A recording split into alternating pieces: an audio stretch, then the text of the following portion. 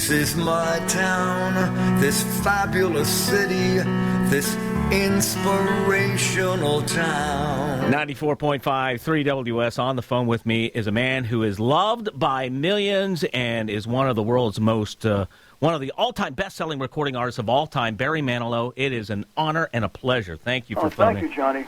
Nice to be talking to you. I cannot wait to talk about your new album, but first and foremost, please accept my heartfelt congratulations on your nuptials. I support you 1,000,000%. Oh, you're great. Thank you very much. And what has been the reaction? Nothing but positive feedback. Nothing but great positive feedback. Well, which I kind of expected in this day and age. That kind of thing is not really as big of a deal as it used to be. It used to be, you couldn't, I don't know what would have happened if we had done something like that years ago. But these days, it doesn't seem to be that big of a deal. So I'm very, very happy about it. Well, there's something that is a big deal. It's a new album. It's called This Is My Town, Songs of New York.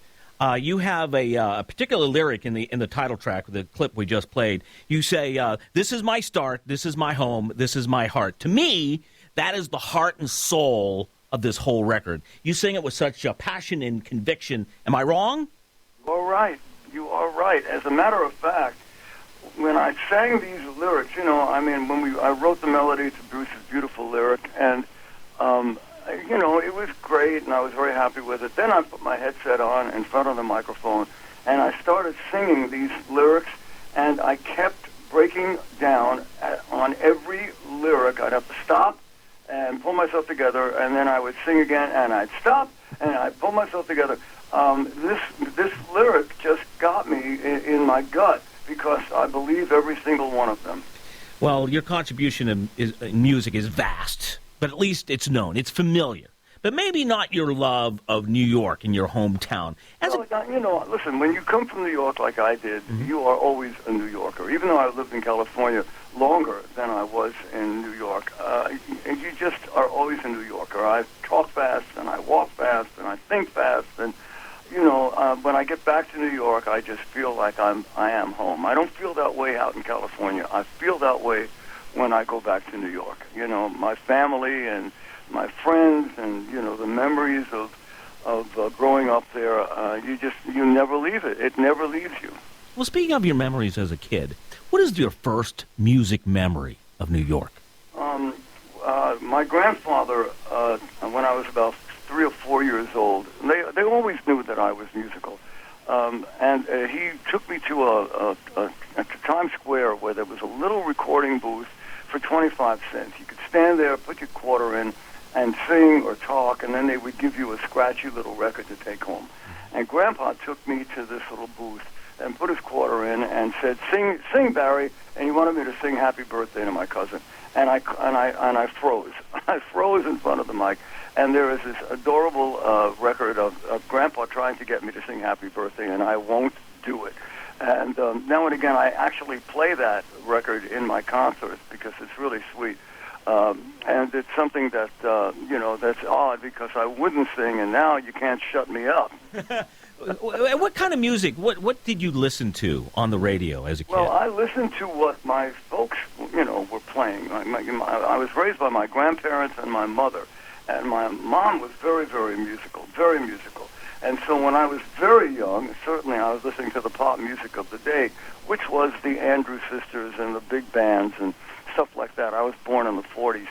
And then when I got a stepfather for my 13th birthday, he brought a stack of albums that may as well have been a stack of gold. Really? Because suddenly I was introduced to jazz and great musicians and great singers like Sinatra and great arrangers and Broadway scores. That was the beginning of my love for music. All right, speaking of Broadway, track 2, let's give this a listen. They say the neon lights are bright on Broadway. Of course, Pittsburgh's very own George Benson had a hit with that. What made you choose that particular song? Well, the album is half standards and half originals. And the standards, when I looked up what I should do, what the choices were to do standards, there were so many great New York songs it took me a long time to make the choice for 5 standards that I wanted to include on this album. So I made demos of like 30 or 40 of them, and certainly On Broadway was one of the ones that sounded really great. And I don't think it's overdone. Like you say, George Benson, and then before that was the Drifters. But I couldn't find very many people who tackled On Broadway. Can you think of anybody but George Benson? Well, yeah, those two, the Drifters and George Benson, are the two that come to mind. Right. But we're talking to Barry Manilow, whose new album, This Is My Town, Songs of New York, come out tomorrow. It's available in stores and Amazon and iTunes. It's this kind of a love letter of the Big Apple, but was the Big Apple always good to Barry? Was there a tough time in Barry's life, or has it always been smooth sailing, so to speak? It was exciting. Yeah? Johnny, it was exciting. It's always been exciting to me. When I finally got out of Brooklyn and moved into Manhattan, I was lucky enough to set up shop as an accompanist. I accompanied singers for years. That's how I met Bette Midler, and I was her music director for years. And so it was an exciting time. It was just an exciting time for me. I don't remember knocking on doors or, I didn't have very much money, but it didn't matter. I was having a great time. All right, track number 3 and 4, to me, I know it's in the middle of the album, but it's almost bookends. You have Coney Island, which is kind of reminiscent of when you were a kid, and the rides and the Tunnel of Love. And then track 4 is Lonely Town, which is a slow ballad, which kind of portrays New York on a darker level. Is that you kind of wanted to give a big perspective of New York? Is that what you were trying to do? Yeah, well, the whole album feels like a little tour of New York. We go from Broadway to Coney Island to Brooklyn to when you Birdland, Loving It Birdland is one of my favorite tracks. Yeah, absolutely. Right, and to Birdland, which I actually went to when it was a jazz club. So it's kind of but Lonely Town is, again, not one of those songs that are not sung very often. It comes from On the Town, which was written by Leonard Bernstein and Comden and Green, and it's a really gorgeous, gorgeous melody and a gorgeous lyric. So not many people do that one either. All right, let's play it then. One waiting there for you. Then it's a lonely town. Barry, your voice is as powerful as ever. Very good on that one. Thank you. Here's a song we all know. When you've got worries, all the noise and the hurry seems to help, I know. Sing it! Petunia Car. What a great song. Now, why did you choose that one? How can I not? Oh, I agree. How could I not? Doing a New York album, I mean, that was like the first idea. The first song that I was going to do was Downtown. Well, my favorite song on the record is this one. I got goosebumps. It's got that jazzy, almost Steely Dan type of feel. That is such a groove. Great, thank you.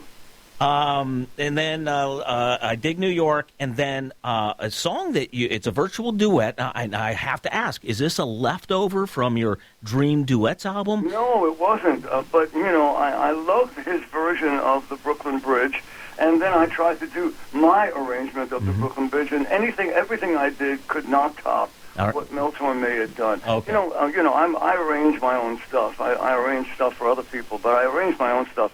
And he also arranged his own stuff.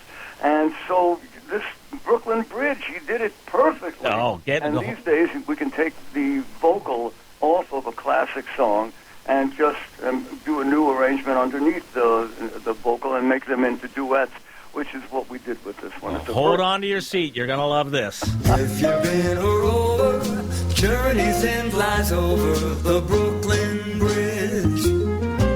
And that also comes from Mel's love letter to New York City, going back into the city. But the song comes from way before that, back in the 40s. Sinatra did it as a ballad from a movie that he did. I think it's The Kid from Brooklyn or something like that. Well, we're almost out of time, but we're talking to, finishing up our interview with Barry Manilow, his new record, This Is My Town, Songs of New York, out tomorrow, available in stores and Amazon and iTunes. But I got to tell you, this album is built for a New York showcase. Is that going to happen? Well, I'm heading towards New York. I mean, tomorrow when the record comes out, I'm going to be signing records and doing, Jimmy Fallon and promoting it. Yeah, I'm heading towards New York. Well, your music has taken you to Hollywood, but you work like a New Yorker. You know what? When you take on a project, it's no half measures. That's right. No, I drive people crazy. I mean, this album, I drove everybody crazy. They didn't know what I was doing, and they just had to follow me. And I do that with all of them. I love coming up with ideas for these albums. I just love them. I don't, for the first 10 years of my career, it was just love songs. They were great pop songs. And then 10 years into it, I said, I got to do something else. And so every album after that was all about an idea, big bands and show tunes. And this was, a New York album. I just love coming up with ideas for albums. All right, Barry Manilow's This Is My Town, Songs of New York, in record stores tomorrow, available on Amazon and iTunes. Barry, it's been an absolute pleasure, and lots of luck with this album. And I know you're not hitting the road anytime soon, but we would love to see you back here in Pittsburgh. Oh, great. Thank you. Thank you so much for this. This was really great. Bye-bye. Bye-bye.